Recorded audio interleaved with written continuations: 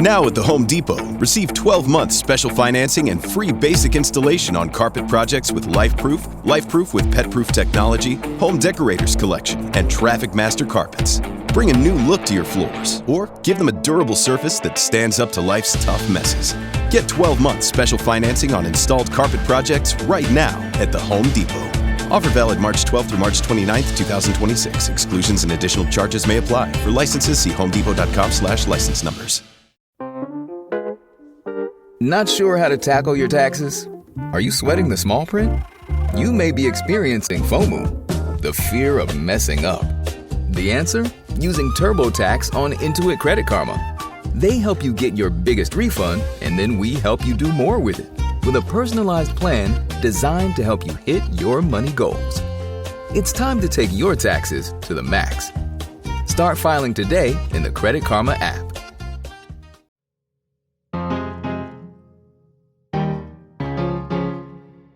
The Department of Homeland Security is now weeks into its funding lapse.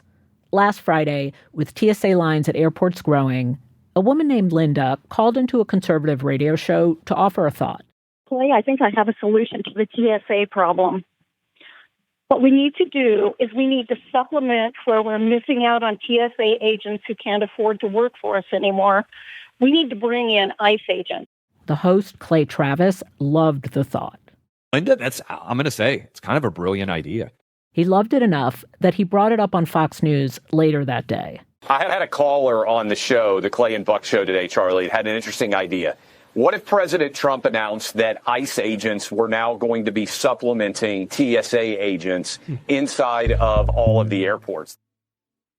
By the next morning, Trump floated the idea on Truth Social, threatening that if Democrats don't give in and fund DHS, he'd send ICE agents into airports, which he soon did. The White House deploys ICE agents to airports around the country today. Happening now, ICE agents have arrived at Hartsfield-Jackson International Airport. And they love it because they're able to now arrest illegals as they come into the country. That's very fertile territory. But that's not why they're there. They're really there to help. Trump took credit for the ICE idea himself. Mine. That was mine. That was like the paperclip. You know the story of the paperclip? 182 years ago, a man discovered the paperclip. It was so simple. And everybody that looked at it say, why didn't I think of that? ICE was my idea. First person I called was Tom Homan. I said, what do you think? I'm Hannah Rosen. This is Radio Atlantic. If ICE is now showing up at airports helping out TSA, then what even is ICE? Their new role comes at a time when DHS has a new head, Markwayne Mullin. We're in our new Secretary of Homeland Security, great American patriot, to put it mildly, who took a more conciliatory position during his confirmation hearings. When the Kristi Noem, Greg Bovino era of shooting citizens on American streets has come to an end. An act of domestic terrorism. The ICE officer fearing for his life and the other officers... So, does this mean that we're heading into a new era for ICE and DHS? And if so, what will it look like? To help me think through this, I talked to staff writer Nick Miroff, who covers immigration. Nick, welcome to the show. Thank you, Hannah. Good to be with you. Okay, let's start with airport hell. As we know, there's a shortage of TSA agents, and then this idea comes seemingly out of nowhere to deploy ICE at airports to help alleviate these security lines. What did you think when you first heard this idea? Well, my first thought was this isn't going to help. Second was that this is consistent with the way the president views ICE as more than like a personal army, kind of like a personal errand corps, where if he needs like some kind of, job done and he wants the optics of toughness, he just calls on ICE, which, once again is just a gross misunderstanding of what that law enforcement agency's role is. And so over the course of last weekend, I initially wrote to some of my ICE sources and they had no information about it. They had no idea what the operational plans were going to be. And then you kind of saw it take shape over the course of the weekend with the border czar, Tom Homan, going on the Sunday shows and seemingly doing a kind of damage control, like, we're going to have them watching the exits and supporting TSA, which was an acknowledgement that they are not trained to do the core functions of TSA, which are the things that obviously slow the lines down. We're simply there to help TSA do their job in areas that don't need their specialized expertise, such as, screening through the X-ray machine. Not trained in that, we won't do that. But there are rules. All week what we've seen is imagery of ICE officers mostly standing around.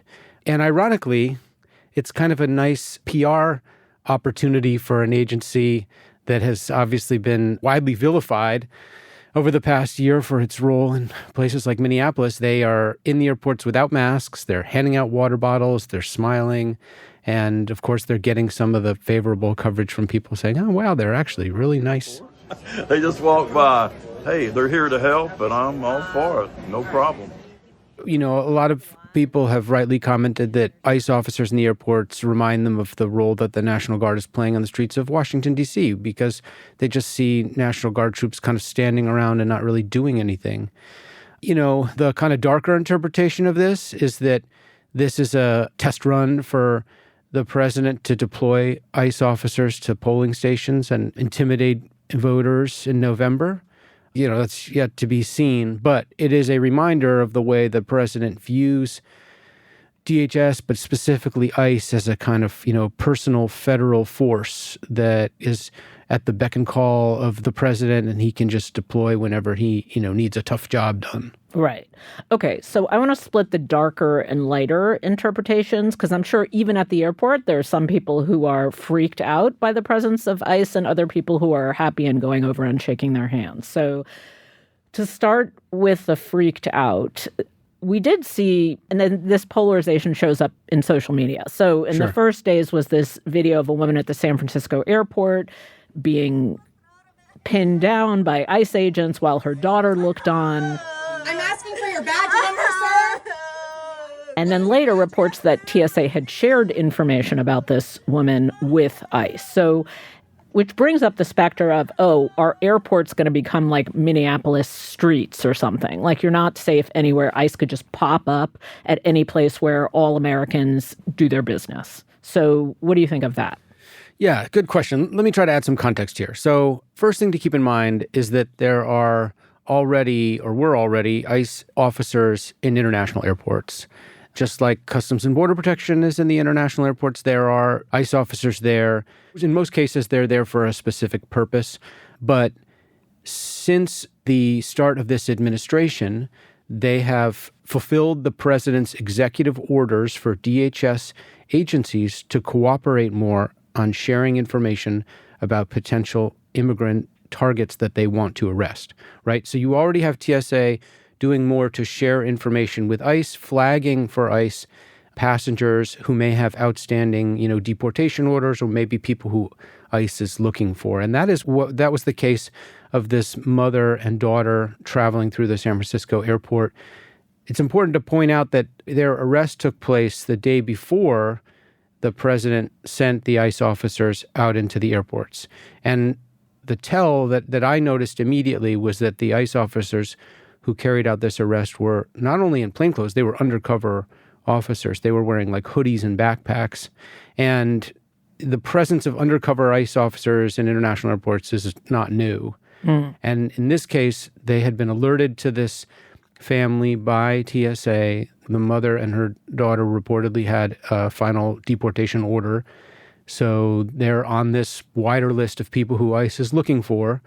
And so this was what the administration and, Tom Homan calls a targeted enforcement operation, a targeted arrest. Okay, so if there's anything to fear there in the long term, it's the increased data sharing between government agencies. It's not this temporary story about ICE agents at airports. Yeah, ICE agents are not going to be like sweeping through the airports looking for people to arrest. How do you know? Because those are not their operational orders. Look at the images that we've seen so far. They're standing around chatting with each other, and they're handing out water bottles, and they're doing, a soft PR campaign. What would be the political backlash after Minneapolis of having ICE agents sweeping through the airports, grabbing people and confronting U.S. citizens and harassing U.S. citizens? There doesn't seem to be a lot of appetite in the White House for that right now. Right. Okay. So everything you're suggesting what I'm picking up is that this is kind of a PR campaign, a new part of a PR campaign. And I want to get to that in a minute. But first, I want to close this off, which is this is just because of a temporary partial government shutdown. Congress is currently negotiating. So are they just going to leave? Like, is this very temporary, is your impression? Sort of once we resolve the TSA funding, ICE will just leave? Yeah. I mean, I think there's some long-term damage being done to TSA, right? This is like, the third time that they've not gotten paid? Reportedly hundreds of officers have quit. And what kind of message does this send as a recruitment? One of the crazy things about this is that TSA officers, they're not really law enforcement officers. They're performing this vital function, but they're making like 40 to 50 grand a year. Meanwhile, you have ICE, in some cases, Homeland Security special investigators who are making $150,000 to $200,000 a year and who are supposed to be investigating, drug cartels and human traffickers. And they're out there standing around in the airport making 5 times as much as the TSA agents they're supposed to be replacing. So this is not a good solution, and it's certainly not a long-term solution. And yes, I would think that once they come up with a fix, ICE will get pulled back out of the airports because, let's not forget they're supposed to be carrying out the president's mass deportation campaign. Okay, so back to your specialty. Let's talk about ways that ICE is evolving. Like the new leader of DHS, Markwayne Mullin, he was confirmed by Congress this week, sworn in.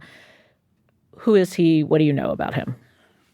Well, Markwayne Mullin was a senator from Oklahoma. He was a 5-time congressman from Oklahoma before that. He's, got hardcore conservative credentials. And most importantly, he is, someone who is personally close to President Trump and who obviously President Trump thinks fondly of and has served as a kind of, go-to ally. And, Mullin, his profile is that of a tough guy fighter, kind of a macho man. You want to do it now? I'd love to do it right now. Well, stand your butt up then. You stand your butt up. Oh, hold on. Oh, stop it. Is that your solution? Hold it. He was an MMA fighter. He's one of the only senators who didn't go to college for 4 years. He inherited his father's plumbing business and then expanded it. And he's attracted scrutiny for some of the investments that he's made over the years that have made him personally wealthy while he's been in Congress. But one thing that was notable during his confirmation hearing is that if you looked past the kind of personal animosity between Mullin and the chairman of the committee, Senator Rand Paul, a fellow Republican, those two have a simmering beef. You offered no apology. Sir? And you offer no apology today and no regrets. If you look beyond that, he got a lot of kind of warm, supportive statements from Democrats. He obviously has friends among the Democrats. Are you a yes or a no on Senator Mullin's confirmation? Well, I came up with an open mind, and I'm going to maintain that. That was always my commitment to do that. Senator Fetterman and Senator Heinrich from New Mexico to support his confirmation. And he does have this reputation as a kind of jocular, backslapping, friendly guy. And I think that is the persona he's trying to bring into DHS at a time when the department is looking for a kind of, reset and a rebranding of its own. And most importantly, the career workforce at the department that has been demoralized by what they've seen over the past year, where a lot of people were very disgusted with Kristi Noem and most importantly, her chief advisor, Corey Lewandowski. A lot of those people have been telling me that they're very eager for a fresh start and that Mullin is saying all the right things to kind of win them over so far. After the break, how this next phase of DHS and ICE could be just as effective in the campaign of mass deportations, without as many people noticing.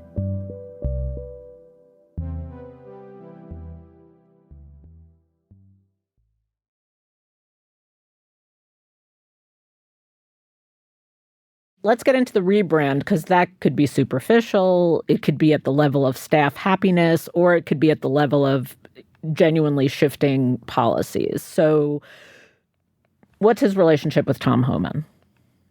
Well, it's been very interesting because, Markwayne Mullin has never run a federal bureaucracy. He doesn't have a law enforcement or military background. And so he's coming into DHS, as a newbie and clearly needs some kind of mentor. It's no surprise that the border czar, Tom Homan, who retains a lot of support among the kind of DHS workforce and represents a kind of institutional continuity at DHS and who clashed bitterly with Noem and Lewandowski. So it's no surprise that Homan seems to be kind of taking Mullin under his wing. He's been talking to Mullin multiple times a day. And so I think this signals that, Homan is going to retain a lot of influence at DHS this year. And, what has been Homan's job since the president put him in charge of Minneapolis after the debacle there? Homan has been trying to turn down the temperature. He's been trying to make, these kind of conciliatory statements. He's been trying to reassure Americans that, the uglier scenes that have been politically damaging to the White House and the president's deportation agenda are going to go away. And that's why you saw Markwayne Mullin during his confirmation hearing say, look, in 6 months, my goal is for DHS not to be at the headlines every day. My goal is for people to understand we're out there, we're protecting them, and we're working with them. My goal is to make every one of you guys proud. My goal for those that don't support me, regret not supporting me. And so this is about delivering on the president's mass deportation agenda, but more quietly, without the kind of spectacle that the Noem team has been producing. Okay.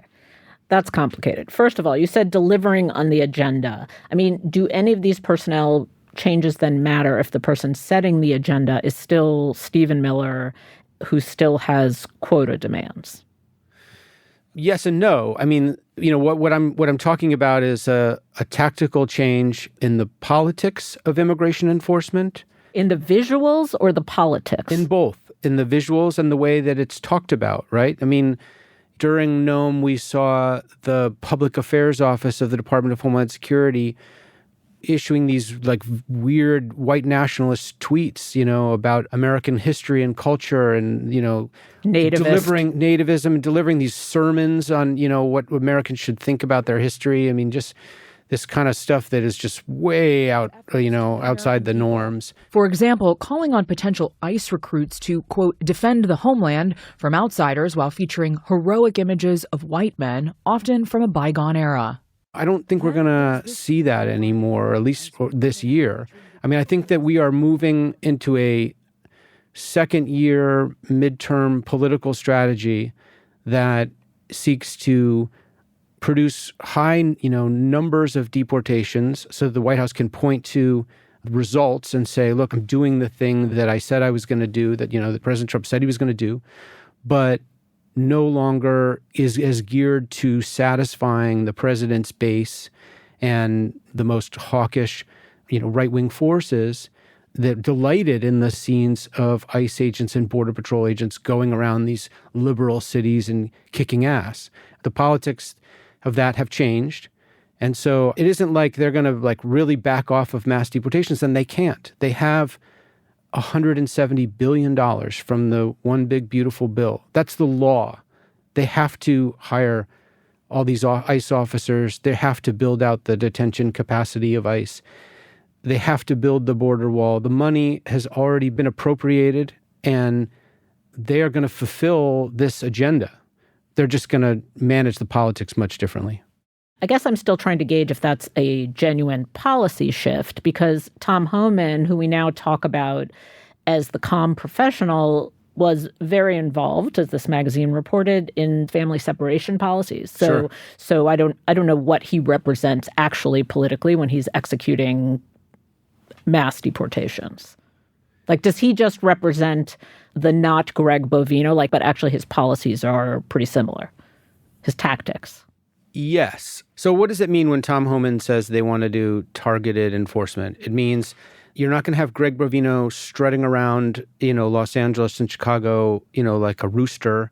But Tom Homan has been an advocate of mass deportations pretty much his entire 40-year career in federal law enforcement. He knows how to pull the levers.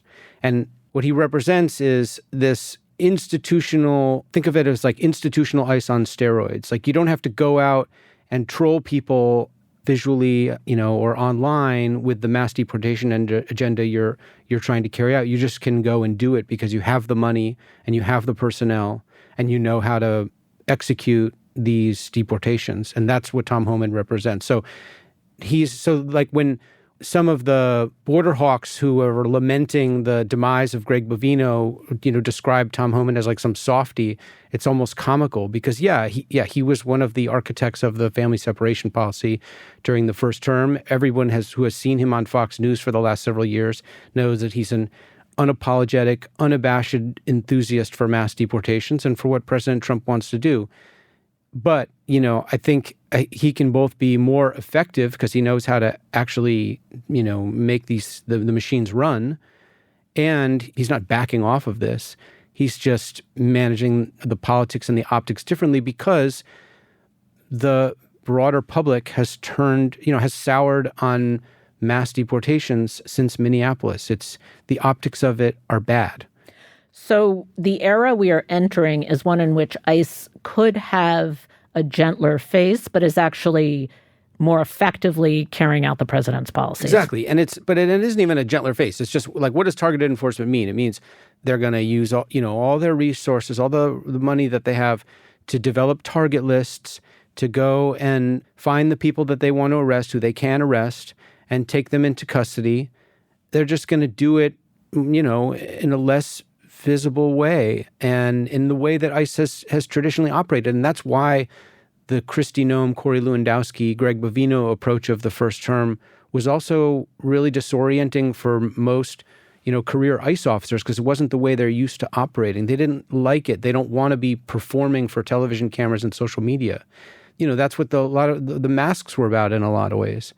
And so if you tell, ICE officers, you're just going to do the job that you have been doing for most of your career, but with less of the spotlight on you, they'll be like, great. That's what I signed up for. That's what I signed up for. Yeah. And okay. and I think they will get bigger numbers. You will see a lot more deportations. Okay. All right. So some specifics, because in the negotiations to fund DHS, the Democrats have made a handful of specific demands to rein in ICE. And I don't know that any of them have been met or will be met. They're still being negotiated. But I'm curious about what you're hearing about whether in this new era some of these things might or could change, like wearing masks. Like, is that a thing of the old era, or like what happens to that? Well, it's funny, like the White House, the Republicans, ICE leaders seem to have already given ground on some of the other items on the Democrats' wish list. You saw Markwayne Mullin during the confirmation hearing say that he would return to the policy requiring ICE to have a judicial warrant to go into someone's private home. I have made it very clear to the staff, and I think when you and I spoke, that judicial warrants will be used to go into houses, into place of businesses, unless we're pursuing someone that enters in that place. Firing Kristi Noem was high on that list. Restoring some of the, oversight authorities. Mullin said that he would do that. So even in his confirmation hearing, like outside of the scope of the negotiations, they were already agreeing to a lot of the stuff on the Democrats' list. But what seems to be the big sticking point? It's the masks. Interesting. And why would they want to keep the masks if they're operating in the way that you described, which is the traditional ICE way of, a name on a list and you go after the name on the list? I think that this is something that in the course of their recruitment effort to more than double the size of the ICE workforce and add more than 10,000 new deportation officers, that this is something that has been a promise to the new recruits. Why? Why is this so Because they're worried critical? about being doxxed and they're worried about, their families being harassed. And, I'm sorry, but that's a real thing. Okay, so we're in this moment.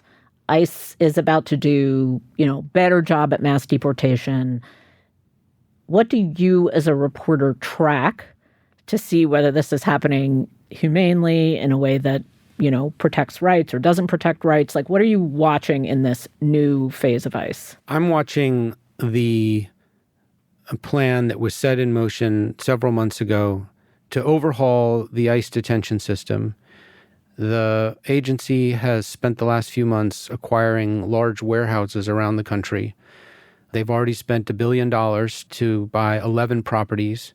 They're planning to convert them into large, mass detention centers with capacity for, in some places, for up to 10,000 detainees. I mean, this is stuff we've just never seen in this country before.